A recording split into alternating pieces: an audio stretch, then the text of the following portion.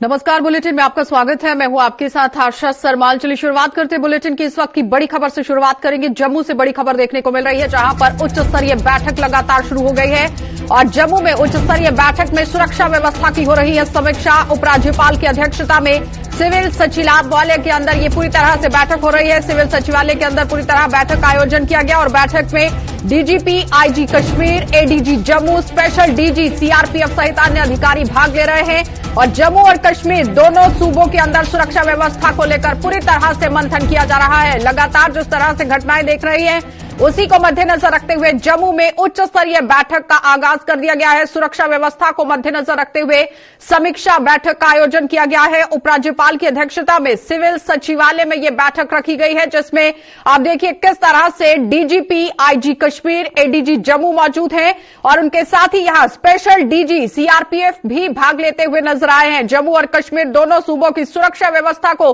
पूरी तरह से किस तरह से अब किया जाएगा ये देखने वाली बात है। पूरा मंथन यहां बैठक के अंदर हो रहा है। लगातार जिस तरह से सुरक्षा व्यवस्था को लेकर सवाल उठते हुए नजर आ रहे थे, अब वहां पर कहीं ना कहीं नकेल जरूर कसी जाएगी, संज्ञान लिया जाएगा। कहां पर कोताही बरती जा रही है इस पर भी पूरी तरह से समीक्षा बैठक का आयोजन किया गया है और जम्मू में उच्च स्तरीय बैठक का आगाज कर दिया गया है जिसमें डीजीपी मौजूद हैं, आईजी कश्मीर मौजूद हैं और एडीजी जम्मू वहां पर मौजूद हैं। और साथ ही साथ आपको यह भी बताते चले कि स्पेशल डीजी जो कि सीआरपीएफ के हैं वो भी इस बैठक में भाग ले रहे हैं। लेकिन किन किन मुद्दों को लेकर यहां बातचीत हो सकती है, कौन सा सबसे बड़ा मुद्दा रहेगा, यह देखने वाली बात है क्योंकि सुरक्षा व्यवस्था को मद्देनजर रखते हुए यह सारा काम यहां पर किया गया है और सुरक्षा व्यवस्था को मद्देनजर रखते हुए अब आगे आने वाले समय में किस तरह से रणनीति बनाई जाएगी ये बैठक के अंदर मंथन चल रहा है। इसी पर ज्यादा बातचीत के लिए अनिल हमारे संवाददाता जुड़ चुके हैं। अनिल, किन किन बातों को लेकर बैठक में चर्चा हो रही है?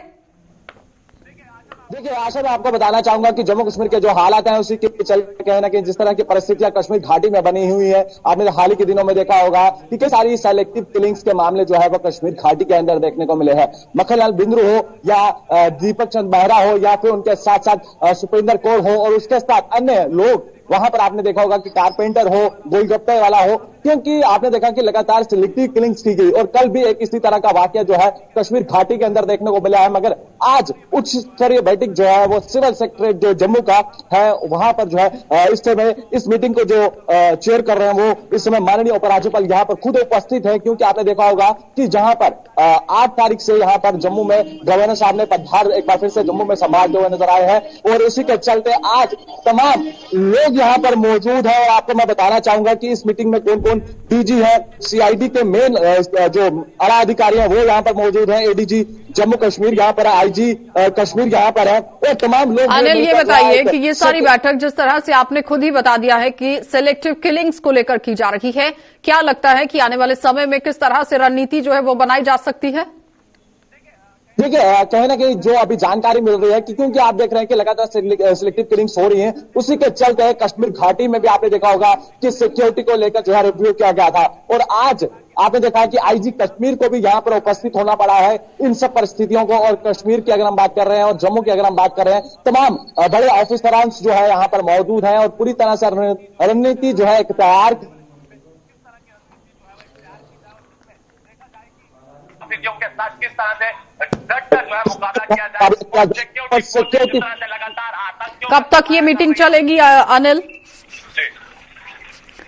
अनिल, कब तक मीटिंग चलने की संभावना जताई जा रही है और किन किन मुद्दों को और ज्यादा यहां पर तवज्जो दिया जा सकता है? देखिए कहीं ना कहीं ये मीटिंग लगभग जो है 11-11:30 के समय जो है वो शुरू हुई थी और अब लगभग ये बताया जा रहा है कि 1 बजे तक जो है मीटिंग को जो है वो खत्म किया जाएगा। मगर अभी तक पूरी जानकारी जो है वो स्पष्ट नहीं हो पाई है क्योंकि लगातार इस मीटिंग का दौर जो है वो बढ़ता हुआ नजर आ रहा है। इन मुद्दों के साथ साथ जम्मू की सिक्योरिटी हो या फिर कश्मीर की सिक्योरिटी हो या फिर उसके साथ साथ बॉर्डर सिक्योरिटी हो, क्योंकि इन सब सिक्योरिटी को आप देख रहे हैं यानी कि सिक्योरिटी को मद्देनजर रखते हुए ये सारी मीटिंग का आगाज किया गया है। बहुत बहुत धन्यवाद अनिल जुड़ने के लिए। तो फिलहाल आपने देखा कि अनिल हमारे संवाददाता हमारे साथ जुड़े हुए थे जो बता रहे हैं कि किस तरह से जम्मू के अंदर उच्च स्तरीय बैठक का आगाज कर दिया गया है। सुरक्षा व्यवस्था पर पूरी तरह से मंथन हो रहा है और सिलेक्टिव किलिंग्स को मद्देनजर रखते हुए यहां पर यह बैठक रखी गई है और दोनों सूबों की सुरक्षा व्यवस्था पर किस तरह से मंथन होगा ये देखने वाली बात है और आने वाले समय में क्या कुछ बदलाव देखे जा सकते हैं पुलिस की तरफ से, ये देखने वाली बात बात है, क्योंकि लगातार जिस तरह से घटनाएं बढ़ती जा रही थी उसी को मद्देनजर रखते हुए आज सिविल सचिवालय के अंदर बैठक का आगाज किया गया है। आगे बढ़ जाएंगे, एक बार फिर से आपको कश्मीर लिए चलते हैं, क्योंकि कश्मीर के अंदर सिविलियन किलिंग्स का दौर जो है वो एक बार फिर से यहां पर जारी हो गया है। टारगेट किलिंग शुरू होने से सख्ते में आ गई है सुरक्षा एजेंसियां और 2 दिनों में 2 हत्याओं से आम लोगों में दहशत का माहौल देखा जा रहा है और दोनों हत्याओं के आरोपियों का अभी तक कोई सुराग नहीं लग पाया है। और रविवार को पुलिसकर्मी और सोमवार को सेल्समैन का आतंकियों ने यहां पर शिकार कर लिया। तो जाहिर तरीके से अब जिस तरह से उच्च स्तरीय बैठक का आगाज किया गया है, इसके साथ भी कहीं ना कहीं मंथन जो है वो होता हुआ नजर आ रहा है, तार मिलते हुए नजर आ रहे हैं, क्योंकि लगातार सुरक्षा एजेंसियां अब सख्ते में आती हुई नजर आ रही हैं कि आखिर कश्मीर घाटी के अंदर ये किस तरह से घटनाएं जो है वो दिन ब दिन बढ़ती हुई नजर आ रही हैं। कश्मीर में फिर से टारगेट किलिंग शुरू होने से अब कहीं ना कहीं सुरक्षा एजेंसियां पूरी तरह से अलर्ट पर आ गई हैं और 2 दिनों में 2 हत्याओं से आम लोगों में काफी तरीके से दहशत देखी जा रही है, क्योंकि पहले पुलिसकर्मी की हत्या हो जाती है और उसके बाद आज की अगर बात करें तो यहां पर सेल्समैन को आतंकियों ने अपना शिकार बना लिया है, जो एक बड़ा सवाल बनता हुआ नजर आ रहा है। जहां पर सुरक्षा व्यवस्था चाक चौबंद की गई है, लेकिन उसके बीच में भी अगर आतंकी इसी तरह से अपना काम करते हुए नजर आ रहे हैं तो कहां पर चूक रह रही है, इस पर बातचीत करना बहुत जरूरी है। हिलाल हंजूरी हमारे साथ जुड़ चुके हैं श्रीनगर से। हिलाल, क्या कुछ अपडेट है और जिस तरह से आए दिन टारगेट किलिंग देखी जा रही है? देखिए आशा, पिछले 1 महीने से या सवा महीने से अगर देखा जाए तो टारगेट किलिंग्स का जो सिलसिला है वो बढ़ चुका है और ये हमलावरों की तरफ से डायरेक्ट एक चैलेंज जो है सिक्योरिटी फोर्सेस को दिया जा रहा है। और क्योंकि हमने देखा कि श्रीनगर के अंदर किस तरह से 5000 इजाफी सिक्योरिटी एहलकारों की तैनाती अमल में लाई जा रही है और उसके बावजूद शहरी श्रीनगर के अंदर ही बेदरकारी टारगेटिंग किलिंग्स हो रही है। और पिछले 1 हफ्ते के दौरान ही अगर देखा जाए तो जेबीसी के अंदर एक और उसके बाद बटमालो और बटमालो के साथ साथ आप बोहरी कदल श्रीनगर के अंदर कल शाम को जो ये वाकया पेश आया, काफी कम मुद्दत के अंदर इस तरह की स्ट्राइक्स करना, इस तरह के हमले करना, यही चीज दर्शाती है कि जो हमलावर है वो बताना चाहती हैं और ये बात वाज़ह करना चाहती हैं कि उन्हें आप कितनी भी सिक्योरिटी लगाए, उन्हें आप जो है गेर नहीं कर सकते हैं। तो ये सिक्योरिटी फोर्सेस के लिए एक बड़ा चैलेंज है। हालांकि सिक्योरिटी फोर्सेस भी अब हर एक एंगल को देख रहे हैं और ऐसे लोगों को न्यूट्रलाइज करने की कोशिश कर रहे हैं और साथ ही साथ इस हवाले से जो एक नई स्ट्रेटजी अब यहाँ पर सवाल ये है कि सुरक्षा बलों ने भी कमर कसी हुई है, जिसमें कोई दो राह नहीं है। जम्मू कश्मीर पुलिस पूरी तरह से मुस्तैद है, काम कर रही है। उसके बावजूद भी अगर आतंकियों की तरफ से इस तरह से टारगेट किलिंग की जाती है तो कहीं ना कहीं सवाल जो आप पहले ही बता चुके हैं। लेकिन आज उच्च स्तरीय बैठक का भी आगाज जो है वो कर दिया गया है सिविल सचिवालय के अंदर। देखिए, इससे पहले भी हमले हुए हैं और इसके बाद भी, खुदा ना खास्ता, इसके बाद भी हो सकते हैं। हालांकि पहले हम हाल में ही देख रहे हैं कि हो रहे हैं। ये डिस्पाइट हो रहा है कि जो सिक्योरिटी ग्रिड बढ़ा दिया गया है, ये डिस्पाइट हो रहा है कि तमाम तरह की प्लानिंग की जा रही है, ये डिस्पाइट हो रहा है कि हर कोई जो सुरक्षा एजेंसी है वो इस पर मुतहरिक है। लेकिन उसके बावजूद इस तरह के हमले हो जाना अब आम लोगों की सिक्योरिटी के लिए काफी खतरनाक तस्वर किए जाते हैं। तो इस वजह से कि कितना भी ग्रिड जो सिक्योरिटी को देखने वाले हैं, जो मुबस्सरीन हैं, जो इसको जानने वाले हैं, उनका मानना है कि हर किसी इंसिडेंट को रोकना सिक्योरिटी एजेंसीज के बस की बात नहीं है, बल्कि जो मेजर अटैक्स है उनको रोकना, उसमें सिक्योरिटी फोर्सेस को आज तक भी कामयाबियां मिली हैं और इसके बाद भी मिल सकती हैं। फिलहाल कहीं ऐसा तो नहीं है कि जिस तरह से कश्मीर के अंदर 10,000 से भी ज्यादा तादाद में सीआरपीएफ की बटालियन को वहां पर लाया गया, जिसमें कई तरह से सवाल भी उठते हुए नजर आ रहे थे और आतंकियों में उसी वजह से बौखलाहट पैदा हो गई है। देखिए, मैं समझता हूं कि एक नेटवर्क अभी भी काम कर रहा है इस चीज के लिए, जो इस तरह के हमले कर रहे हैं और उस नेटवर्क को अभी तक सिक्योरिटी फोर्सेस पूरी तरह से उसकी निशानदेही करने में अभी तक कामयाब नहीं हुए और साथ ही साथ इस नेटवर्क के साथ जितने लोग हैं उन्हें पकड़ने में या उन्हें अभी तक न्यूट्रलाइज करने में भी उन्हें पूरी तरह से कामयाबी नहीं मिली है। हालांकि इससे पहले जो हमले हुए हैं जिसमें कुछ लोगों की मौत भी वाक़ा हुई है, हमने देखा कि अलग अलग कम्युनिटीज के साथ उनका ताल्लुक था और उसके बाद अगरचे पुलिस का दावा है कि उन्होंने उन हमलावरों को मारा है और उन्हें न्यूट्रलाइज किया है, अलग अलग जगहों पे उन्हें मारा है और उसको बड़ी कामयाबी के तौर पर तस्वर किया, लेकिन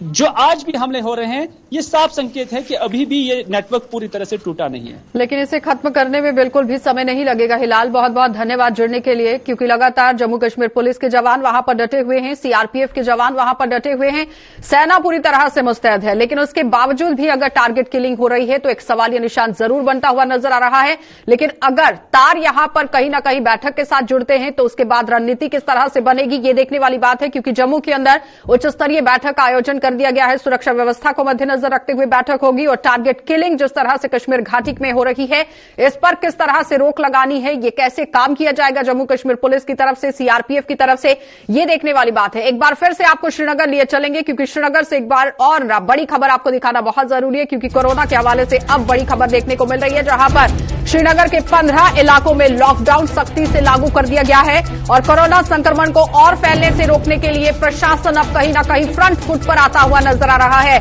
और श्रीनगर में 15 इलाकों में 10 दिनों के लिए लॉकडाउन लगा दिया गया है। और उसके साथ ही श्रीनगर में 587 पर अब कोरोना के मामलों की पूरी तरह से आप देखिए सूची जो है वो किस तरह से देखने को मिल रही है। यहां पर आंकड़ों की अगर बात करें तो एक्टिव पॉजिटिव मामले 587 पहुंच चुके हैं, जो एक चिंता का विषय जरूर बनता हुआ नजर आ रहा है। क्योंकि जिस तरह से प्रशासन को काम करना चाहिए था पिछले कुछ दिनों से, आम जनता उसमें सहयोग करती हुई नजर नहीं आ रही थी, जिस वजह से अब यहां कहीं ना कहीं लोग जो हैं वो परेशानी के दौर से गुजर सकते हैं, जिसकी वजह से श्रीनगर के अंदर 15 इलाकों में लॉकडाउन लगा दिया गया है। सख्ती से इसका पालन करवाया जाएगा प्रशासन की तरफ से, क्योंकि कोरोना संक्रमण को और फैलने से रोकने के लिए प्रशासन पूरी तरह से फ्रंट फुट पर आता हुआ नजर आ रहा है। अब कहीं ना कहीं सख्ती जो है वो बरती जाएगी, लेकिन ये सख्ती सबसे पहले बरती जानी चाहिए थी। अब यहां पर आप देखिए 15 इलाकों में 10 दिन के लिए लॉकडाउन लगा दिया गया है। इरफान फाजिल हमारे साथ जुड़ चुके हैं। इरफान, सबसे पहले तो ये जानना चाहेंगे कि लॉकडाउन कौन कौन से इलाकों में लगाया गया है? देखिए, अगर मैं बात करूं रिस्ट्रिक्शंस को लेकर, कल जिस तरीके से डिप्टी कमिश्नर का नोट सामने आया और उसमें उन्होंने खास तौर पे क्लियर कर दिया है कि देखा जाए जो भी पॉश एरियाज है, जो भी पॉश एरियाज में कई ऐसे इलाके हैं जहां पर केसेस जो है दिखाई देने लगे, और शहरी खास की अगर मैं बात करूं तो वहां पर कंट्रोल्ड है सिचुएशन। तो अब इसी सिचुएशन को मद्देनजर रखते हुए मैं एरियाज के बारे में बात करना चाहूंगा। यहां पर जो रिस्ट्रिक्शंस इंपोज कर दी गई है उसमें बोटाकदल, उमर कॉलोनी, बागवानपोरा, मौलवी स्टॉप, मील स्टॉप लोकेलिटीज जो है ये सारी लाल बाजार के एरिया से है। बिसाइड्स दैट अगर मैं बात करूं हैदरपोरा का इलाका, उसमें शाह अनवर कॉलोनी है, ग्रीन एवेन्यू कॉलोनी है, नूरानी कॉलोनी है जो कि पीरबाग हैदरपोरा से रिलेट करती है। इसके साथ साथ अगर बात करें जो बिमना साइड से कुछ एरियाज है, जैसे हमदानिया कॉलोनी है, तौहीदाबाद कॉलोनी है, Hamdania colony, Bemina housing colony, Bilal colony और एसडीए कॉलोनी बिमना, यानी ये वो कनेक्टेड एरियाज है जो काफी ज्यादा जिसमें रिस्ट्रिक्शंस इंपोज कर दी गई है कोरोना के मामलात को लेकर। क्योंकि कल भी हमने देखा जिस तरीके से डिप्टी कमिश्नर एजाज हसन ने बताया कि हमें इस पर काफी ज्यादा जोर देना होगा, और जैसे हमने लास्ट टाइम भी सेकंड वेव को कंट्रोल करने के लिए एडमिनिस्ट्रेशन और लोगों ने तहफ्फुज दिया था, ताउन किया था और एक साथ कंट्रोल किया था सिचुएशन को। लेकिन कुछ दिन पहले हमने ये भी देखा था कि किस तरह से बाजारों के अंदर भीड़ उमड़ रही थी, मास्क नहीं पहने जा रहे थे, 2 गज की दूरी नहीं रखी जा रही थी। क्या लगता है कि उसी का खामियाजा आज यहां पर आम जनता को भुगतना पड़ा है? अच्छा, अगर आपको याद होगा जब कोरोना कर्फ्यू स्टार्ट हुआ था तो काफी ज्यादा रिस्ट्रिक्शंस जो है बढ़ा दी गई थी, और अब देखते देखते तकरीबन 2 साल गुजर चुके हैं मगर अभी भी वायलेशंस काफी ज्यादा है। बाजारों की मैं बात करूं, ट्रांसपोर्टेशन की मैं बात करूं, ओवरऑल जितने भी अगर हम फैमिली में इस वक्त तक देखेंगे जितने भी गैदरिंग्स हो रही है, जितने भी फंक्शंस हो रहे हैं, या के लिए जो गाइडलाइंस या फिर मैरिज सेरेमनीज के लिए जो गाइडलाइंस रखी गई थी उसमें कन्फाइंड एक नंबर रखा गया था, मगर आप देख लीजिए ये सारी चीजें एडमिनिस्ट्रेशन के सामने है, मगर इसके बावजूद भी आप देखिए कितनी ज्यादा वायलेशंस जो है हो रही है, एसओपीज की धज्जियां उड़ाई जा रही है। अब जबकि धीरे धीरे केसेस की तादाद फिर से बढ़ने लगी है, कुछ डेथ्स हो रही है, तो एडमिनिस्ट्रेशन अब कल से फिर से थोड़ा सा स्टैंड ले रही है, अब माइक्रो कंटेनमेंट जोन्स को लेकर बात कर रही है। आज भी हमने सुबह देखा कि छानपोरा का इलाका हो, तौहीदाबाद मेथन हो, उसको रिस्ट्रिक्टेड कर दिया है। यानी अब उनको लग रहा है कि अगर केसेस आ रहे हैं तो अब इसको रिस्ट्रिक्ट करना चाहिए। मगर मुझे बताइए कहां है पहली लहर शुरू हुई थी उस वक्त भी कश्मीर घाटी के अंदर सबसे ज्यादा रेड अलर्ट देखा गया था, दूसरी लहर में भी रेड अलर्ट कश्मीर के अंदर, लेकिन अब यहां पर तीसरी लहर शुरू होने की आशंका जताई जा रही है। जो एक्टिव पॉजिटिव मामले हैं 587, कहां पर इलाज चल रहा है उनका और किस तरह से सुविधाएं दी गई हैं अस्पतालों के अंदर? देखिए, अस्पतालों की को लेकर बात करें तो सबसे पहले इस वक्त जो है स्ट्रोक और फोर्स दिया जा रहा है वो वैक्सीनेशन ड्राइव्स को लेकर ही दिया जा रहा है। जितने भी अभी माइक्रो कंटेनमेंट जोन्स है जहां पर रिस्ट्रिक्शंस लगाई गई है वहां पर भी बताया गया है कि भाई मोबाइल वैन्स के जरिए जो है इलाका वाइज जो है वैक्सीनेशन प्रोवाइड किया जाएगा और इलाज मुआवजे के लिए जिन लोगों को खास तौर पर जो ट्रीटमेंट मिलनी चाहिए उनको अस्पतालों में दर्ज भी किया जाएगा। जबकि हमने लास्ट टाइम देखा था जब ऑक्सीजन की किल्लत पाई गई थी, फिर ऑक्सीजन प्लांट्स यहां स्टार्ट हुए, ऑक्सीजन फैसिलिटीज को बढ़ाया गया, मगर इस बारी जबकि थर्ड वेव को कंट्रोल करने के लिए हम कह सकते हैं कि खुदा ना खास्ता ऐसी नौबत ना बने, खुदा ना खास्ता ऐसी सिचुएशन ना बने कि फिर बाद में जाके कंट्रोल करना काफी डिफिकल्ट हो जाता है। और अगर देखा जाए सर्दी के हवाले से बात करें तो कश्मीर घाटी में इस वक्त सर्दी भी है और सर्दी के साथ अगर देखा जाए न्यूमोनिया का खतरा रहता है, फीवर का खतरा रहता है, या इन सारी चीजों को रिलेट करता है कोविड। तो ये चीजें भी इस वक्त अगर देखेंगे इस पर भी बहुत ज्यादा तवज्जो देने की जरूरत है। खासतौर पर सबसे बड़ा सहयोग यहाँ पर आम जनता का चाहिए। क्या लगता है कि ग्राउंड पर आम जनता कितना सहयोग कर रही है वहां पर? देखिए, कल एडमिनिस्ट्रेशन ने जिस तरीके से बताया कि अब हम काफी स्ट्रिक्ट होंगे, मास्क पहनना है, ये सारी चीजें उनके सामने है, जनता भी समझती है, आम जनता को सहयोग भी देना काफी ज्यादा जरूरी है। मगर मुझे बताइए, अगर आप पहले ये गाइडलाइंस प्रोवाइड करते हैं तो आप अपने सरकारी अस्पतालों, सरकारी दफ्तरों, सरकारी जितने भी मुलाजिम हैं वहां पर आप देख रहे हैं कि कोई गाइडलाइंस को फॉलो नहीं कर रहा है, वहां कोई मास्क नहीं पहन रहा है, वहां पर कोई समाजी दूरी नहीं है। यानी ये तो सरकारी दफ्तरों की मैं बात कर रहा हूं। अब अगर आप इल्जाम लोगों पर लगाते हैं तो अगर कह सकते हैं अगर आपने पहले अपने दायरे पर नजर रखी होती, अपने आप पर नजर रखी होती तो आप दूसरों पर सवाल खड़े कर सकते थे। यानी कहने का मतलब यह है कि पहले अपने घर के अंदर सुधार करने की काफी जरूरत है प्रशासन को और प्रशासनिक कर्मचारियों को, उसके बाद आम जनता पर नकेल कसने का काम जो है वो होना चाहिए था। बहुत बहुत धन्यवाद इरफान जुड़ने के लिए। तो फिलहाल आपने देखा इरफान फाजिल हमारे साथ जुड़े हुए थे जो यहां पर एक बार फिर से कर्मचारियों पर कहीं ना कहीं निशाना साधते हुए नजर आए हैं। उन्होंने कह दिया है कि प्रशासनिक आला अधिकारियों को, कर्मचारियों को सबसे पहले अपने दफ्तरों के अंदर काम करने की जरूरत है, वहां पर 2 गज की दूरी बनाने की जरूरत है, मास्क लगाने की जरूरत है और उसके बाद आम जनता पर यहां प्रशासन की तरफ से हाई अलर्ट जो घोषित कर दिया गया है कोरोना को लेकर, ये डालने की जरूरत है। लेकिन सबसे बड़ी बात यहां पर यह है कि प्रशासन अब कहीं ना कहीं हरकत में आ गया है जिसमें आम जनता को सहयोग करना बहुत जरूरी है, क्योंकि 2 गज की दूरी रखना और साथ ही साथ मास्क पहनना अब बहुत जरूरी हो चुका है। आगे बढ़ जाएंगे, जिला सांबा आपको लिए चलते हैं क्योंकि जिला सांबा में भी किस तरह से कोरोना को लेकर अपडेट देखने को मिल रही है वो आपको दिखा देते हैं। क्योंकि कोरोना संक्रमण से मुक्त हुए सांबा जिले में फिर से महामारी फैल रही है और जिले की परमंडल थाने में 3 पुलिसकर्मियों को कोरोना हो गया है। 1 हेड कांस्टेबल है और 2 कांस्टेबल इसमें कोरोना संक्रमित पाए गए हैं। सांबा में एक्टिव पॉजिटिव मामलों की संख्या अब 3 हो चुकी है। बेशक आप लोग यहां पर ये सोच रहे होंगे कि 3 मामले तो ज्यादा नहीं होते हैं, लेकिन ये 3 लोग कहां पर घूम कर आए हैं, कहां पर चेन बनाकर आए हैं, ये एक बहुत बड़ा सवाल बनता हुआ नजर आया है। क्योंकि एक हेड कांस्टेबल है और 2 कांस्टेबल कोरोना संक्रमित पाए गए हैं, तो जाहिर तरीके से जब गश्त पर बाहर निकले हैं या फिर किसी मामले को लेकर किसी से मिलना हुआ है, मार्केट में जाना हुआ है, तो जाहिर तरीके से वहां पर एक चेन जरूर बनती हुई नजर आएगी। और जिले के परमंडल थाने में ये 3 पुलिसकर्मी कोरोना संक्रमित पाए गए हैं और कोरोना संक्रमण से पूरी तरह से सांबा जिला मुक्त हो चुका था, लेकिन एक बार फिर से महामारी ने उसे अपनी चपेट में ले लिया है। कहीं ना कहीं ढिलाई बरतने की वजह से ये सब मामले देखने को मिल रहे हैं। सांबा में एक्टिव पॉजिटिव मामलों की संख्या 3 हो चुकी है, लेकिन फिर भी एहतियात बरतना बहुत जरूरी है। ऋषि खजूरिया हमारे साथ जुड़ चुके हैं। ऋषि, क्या कुछ अपडेट है, कहां पर इन तीनों को रखा गया है और अब प्रशासन किस तरह से काम कर रहा है? देखिए, बिल्कुल आशा, मैं आपको सबसे पहले बताना चाहता हूं कि सांबा जिला जो कि लगातार बड़े दिनों से जो है वो कोविड फ्री हो चुका था और कहीं ना कहीं लोग ये समझ रहे थे कि शायद काफी ज्यादा फर्क देखने को मिल रहा है कि जिस तरह से लोग वैक्सीनेट भी अपने आप को करवा रहे हैं, तो शायद अब कोविड से हम जो लड़ाई लड़ रहे थे उसमें जीत जो हम हासिल कर रहे हैं। लेकिन इसी बीच आज सुबह सुबह का जो ये अपडेट है कि सांबा जिला के पुरमंडल इलाके का जो पुलिस स्टेशन है, वहीं पर उसी पुलिस स्टेशन में 3 पुलिसकर्मी जो ये कोविड पॉजिटिव पाए गए हैं और बताया जा रहा है कि इसमें 1 हेड कांस्टेबल है, 2 कांस्टेबल है, जो कि बताया जा रहा है कि इसमें एक जो पुलिसकर्मी है वो काफी दिनों से जो वो वायरल की चपेट में था और जब उनको बोला गया कि आप अपना टेस्ट करवाएं, टेस्ट में वो कोविड पॉजिटिव पाए गए और उसी के साथ साथ बाकी जो लोग उनके साथ थे 2, उन्होंने भी अपने टेस्ट करवाए। तो ये 3 लोग जो वो कोविड पॉजिटिव पाए गए हैं और पूरी तरह से एहतियात जो वो बरतने के लिए अब पुलिस स्टेशन पुरमंडल के जितने भी यहाँ पुलिसकर्मी हैं उनको बोला गया कि आप अपने अपने टेस्ट करवाएं। यानी यहां पर अब 100% टेस्टिंग जो वो की जाएगी। लेकिन बहरहाल ये जो 3 पॉजिटिव मामले हैं, ये जो तीनों पुलिसकर्मी है, इनको अपने अपने घरों पर होम क्वारंटाइन जो वो कर दिया गया है। लेकिन कहीं ना कहीं ये अब चिंता बढ़ाने वाला मसला जरूर सामने आ रहा है। लोगों का कहां पर जाना हुआ था, किन किन लोगों से मिलना हुआ था, क्या ये पूरी तरह से खंगालने की कोशिश की गई? देखिए, ये तो भी कुछ भी पता नहीं चल पाया है, लेकिन आपको बता दें कि जो हेड कांस्टेबल है ये तो अपने उसी पुलिस स्टेशन में ही तैनात थे, और आपको बता दें कि मैक्सिमम ये जो नफरी है ये इसी पुलिस स्टेशन के अंदर ही तैनात थी और यहीं पर ये कार्यरत थे। बाहर इनका किसी से मिलना हुआ या नहीं हुआ ये तो अभी पता नहीं चल पाया, लेकिन मैक्सिमम चांसेस है कि ये पुलिस स्टेशन के अंदर ही थे। और ये तीनों वैक्सीनेट थे ऋषि? जी ऋषि, इन तीनों ने वैक्सीनेशन अपने आप को लगवाई थी? देखिए, मैं आपको बता दूं कि फ्रंट लाइन वॉरियर जितने भी हैं उनको सबसे पहले वैक्सीनेट किया गया था, लेकिन उसके बाद भी ये जो लोग अब कोविड पॉजिटिव हो रहे हैं तो ये एक चिंता का विषय बन चुका है। लेकिन आपको बता दें कि लापरवाही भी जो वो साफ तौर पर नजर आ रही है, क्योंकि दो अलग अलग कारण सामने आ रहे हैं। एक तो वेडिंग सीजन जिस तरह से शुरू हुआ है तो लोग अपने आप को पूरी तरह से ऐसे समझ रहे हैं कि हमें कोविड का कोई खतरा ही नहीं है, हम कोविड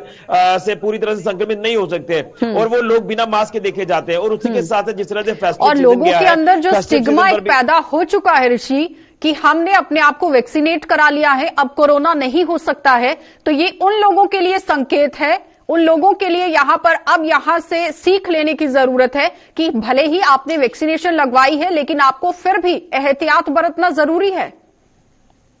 देखिए, बिल्कुल जिला प्रशासन साहबा की बात करें तो वक्त वक्त पर उनकी तरफ से जो एडवाइजरी जारी की जा रही है उसमें साफ तौर पर यह मेंशन किया हुआ है कि आप ये ना समझे कि आपने अपने आप को वैक्सीनेट कर दिया है तो आप लोग कोविड से संक्रमित नहीं हो सकते। आपको पूरी तरह से कोविड प्रोटोकॉल्स को फॉलो करना है, मास्क पहन के रखना है। और मैं आशा आपको वही बता रहा था कि जिस तरह से वेडिंग सीजन चल रहा है तो लोग भूल चुके हैं कोविड को, और उसी के साथ फेस्टिव सीजन में हमने खुद देखा कि किस तरह से सोशल डिस्टेंसिंग की धज्जियां उड़ती हुई नजर आ रही थी। और सोशल डिस्टेंसिंग तो छोड़िए, मास्क बिना जो लोग हैं वो देखे गए, और 90% जो लोग हैं वो इस समय बिना मास्क के देखे जा सकते हैं। और वहीं प्रशासन के एंड पर भी अगर हम बात करें तो प्रशासन को भी चाहिए था कि जिस तरह से आपको पता था कि फेस्टिव सीजन है और एक तरफ आप कोविड के जो गाइडलाइंस है वो लगातार हफ्ते 15-15 दिन के बाद जो वो इंप्लीमेंट करवाते हैं, जिसमें नाइट कर्फ्यू का भी जो वो उल्लेख किया गया है। लेकिन बड़ी बात इसमें यह है कि इसमें सख्ती क्यों नहीं बरती गई फेस्टिव सीजन के दौरान, क्यों इन लोगों के ऊपर कार्रवाई नहीं की गई। वैसे तो बड़ी बड़ी कार्रवाई जो वो प्रशासन करता है बिना मास्क वाले लोगों पर, यानी प्रशासन को एक बार फिर से गौर करने की जरूरत थी कि जो परमिशंस दी गई हैं, जो एसओपीज दी गई हैं, गाइडलाइंस दी गई हैं, उसी दायरे के अंदर काम करने की जरूरत थी, कुछ ऐसा। बिल्कुल काम करने की जरूरत है। मुझे लगता है कि ताली दो हाथ से नहीं बजती, माफ कीजिए एक हाथ से नहीं बजती, दो हाथ से बजती। इसलिए प्रशासन जो काम कर रहा था, प्रशासन के एंड पर भी कहीं ना कहीं थोड़ी चूक होती हुई नजर जरूर आई है। लेकिन मेंटालिटी, सोच बदलने की आम व्यक्ति को भी काफी ज्यादा जरूरत है कि हम ये लोग समझ रहे हैं कि कोविड पूरी तरह से हम फ्री हो चुके हैं, लेकिन मुझे लगता है कि अगर वैक्सीनेशन के बाद भी लोग पॉजिटिव हो रहे हैं तो आप लोग अंदाजा लगा सकते हैं कि अगर सभी लोगों की टेस्टिंग एक बार फिर से दोबारा शुरू की जाए तो बहुत से लोग जो वो पॉजिटिव आ सकते हैं। इसलिए हमें पूरी तरह से एहतियात बरतने की जरूरत है। धन्यवाद जुड़ने के लिए। और बहुत ही सही बात यहां पर ऋषि ने कह दी है कि अपने आप को आपने वैक्सीनेट करा दिया है, लेकिन वैक्सीनेट करने के बाद आप ये नहीं सोच सकते हैं कि आपको कोरोना नहीं हो सकता है, क्योंकि लगातार जिस तरह से एसओपीज की धज्जियां उड़ रही हैं, यहां पर सोशल डिस्टेंसिंग नहीं रखी जा रही, मास्क नहीं पहने जा रहे, तो जाहिर तरीके से यहां एक चिंता का विषय जरूर बनता हुआ नजर आ रहा है, क्योंकि कश्मीर के अंदर भी लगातार मामले बढ़ रहे हैं और जम्मू संभाग भी अगर सांबा जिले की बात करें तो यहां पर भी मामले जो हैं वो बढ़ते हुए नजर आ रहे हैं। महज 3 मामले कुछ नहीं होते हैं, इस तरह से मानसिकता हर किसी की रहती है, लेकिन इन 3 लोगों से किन किन लोगों का मिलना हुआ है, कहां कहां पर ये लोग पहुंचे हुए हैं, वहां से जब चेन बनती है तो जाहिर तरीके से एक बड़ा सवाल जरूर खड़ा हो जाता है। लेकिन बिल्कुल भी अपने अंदर से ये मानसिकता को खत्म करने की जरूरत है कि अगर आपने वैक्सीनेशन करवाया है तो उसके बाद भी कोरोना नहीं हो सकता है। कोरोना हो सकता है, सिर्फ और सिर्फ एहतियात बरतने की जरूरत है। और साथ ही इरफान की तरफ से भी सरकारी कर्मचारियों पर सवाल उठाए गए और उसके साथ ही यहां पर ऋषि की तरफ से भी यही कहा गया कि सबसे पहले प्रशासन को खुद पर काम करने की जरूरत है, उसके बाद आम जनता पर काम करने की जरूरत है। लेकिन अगर दोनों आपस में तालमेल बिठाकर काम करते हैं तो जाहिर तरीके से इस महामारी से छुटकारा पाया जा सकता है। आगे बढ़ जाएंगे। कोरोना संक्रमण से बढ़ रहे मामलों के मद्देनजर जम्मू में प्रशासन द्वारा लोगों पर सख्ती बरतने के दावों की सरेआम यहां खिल्ली उड़ रही है और जम्मू प्रशासन ने भले ही 2-3 दिनों में कोविड-19 एसओपीज का पालन न करने वाले लोगों को पकड़कर यहां लाखों रुपए का जुर्माना वसूला है, लेकिन आलम यह है कि लोगों पर पुलिस प्रशासन की सख्ती का कोई असर नहीं दिख रहा है। और ये दृश्य जो आप अपनी टीवी स्क्रीन पर देख रहे हैं बस स्टैंड के हैं, जिनमें आप साफ देख सकते हैं कि किस तरह से लोग यहां पर काम कर रहे हैं और प्रशासन के दावों को ठेंगा दिखाते हुए ये लोग नजर आ रहे हैं। बिल्कुल भी 2 गज की दूरी नहीं है, मास्क नहीं पहने गए हैं और मास्क की अहमियत को पूरी तरह से ये लोग भूल चुके हैं और अपने परिवारों तक ये खतरा किस तरह से साबित हो सकता है लेकर जा रहे हैं, ये देखने वाली बात है, जो एक चिंता का विषय जरूर बनता हुआ नजर आ रहा है। उपराज्यपाल की अगर बात करें तो उपराज्यपाल मनोज सिन्हा ने भी हाल ही में कोविड-19 एसओपीज का पालन न करने वाले लोगों के खिलाफ सख्त से सख्त कार्रवाई करने के आदेश दिए थे, लेकिन पुलिस की नजर इन लापरवाहों पर क्यों नहीं पड़ रही है, यह देखने वाली बात है। और ऐसे लोगों पर नकेल कसना बहुत जरूरी है जो लोग बस स्टैंड के अंदर पहुंचते हैं, रेलवे स्टेशन के अंदर पहुंचते हैं और यहां पर पहुंचकर मास्क का इस्तेमाल नहीं करते, 2 गज की दूरी नहीं रखते हैं। तो ऐसे लोगों पर जब तक नकेलें नहीं कसी जाएंगी तब तक कुछ नहीं होने वाला। जैसे श्रीनगर में भी अब हर हिंदुस्तान में, पूरे हिंदुस्तान में तीसरी लहर आ रही है कोरोना की, तो इस बेस पे मैं ये कहना चाहता हूं आपके माध्यम से कि यहाँ पे एक जो ये टेस्टिंग वाले आते हैं, कभी कभार आते हैं, ये रोज आने चाहिए। और देखो आप दुनिया ऐसे बिना मास्क के घूम रही है, इनको थोड़ा सा अवेयरनेस करना चाहिए कि मास्क मुस्क पहन के चलें। देखो ना भांत के बाहर से पूरे हिंदुस्तान से यहाँ लोग आ रहे हैं, तो लेकिन मास्क नहीं पहनने से लोगों को खतरा तो है ही है, लेकिन लोगों को खुद भी अवेयरनेस चाहिए कि भाई हम मास्क पहन के चलें और इस तीसरी लहर से बच सकें। हमने ये खबर सुनी है कि कश्मीर में कर्फ्यू लग गया है कोरोना की वजह से, तो हम नहीं चाहते कि जम्मू में भी कोरोना की वजह से कर्फ्यू लग जाए। आगे हमारे कारोबार नहीं है और इन केस कर्फ्यू लग जाता है तो हमारे कारोबार में बहुत प्रभावित होगा। हम चाहते हैं लोगों को जहाँ पे मास्क, गवर्नमेंट सरकार से गुजारिश करते हैं कम से कम जहाँ पे मास्क को अनिवार्य किया जाए। और बस स्टैंड एक ऐसी जगह है जहाँ पे बाहर से जो भी यात्री आता है पहले बस स्टैंड में आता है, फिर आगे पीछे जाता है। तो और जहाँ पे सरकार से गुजारिश की जाती है जहाँ पे मास्क को कंपलसरी किया जाए। और मैं देख रहा हूँ जहाँ पे बहुत से लोग मास्क नहीं पहनते हैं, तो इससे ये कम से कम ये कोरोना द्वारा 3rd वेव आने का डर सता रहा है। सरकार को चाहिए जहाँ पे मास्क को अनिवार्य किया जाए और एक वैक्सीनेशन सेंटर जहाँ पे खोला जाए, टेस्टिंग सेंटर, कम से कम जो आने वाले बाहर के लोग हैं उनका टेस्ट किया जाए, तो जिससे कि कोरोना को रोका जा सके। चलिए, बुलेटिन में फिलहाल इतना ही। देश और दुनिया की खबरों के लिए आप बने रहिए गुलिस्तान न्यूज के साथ।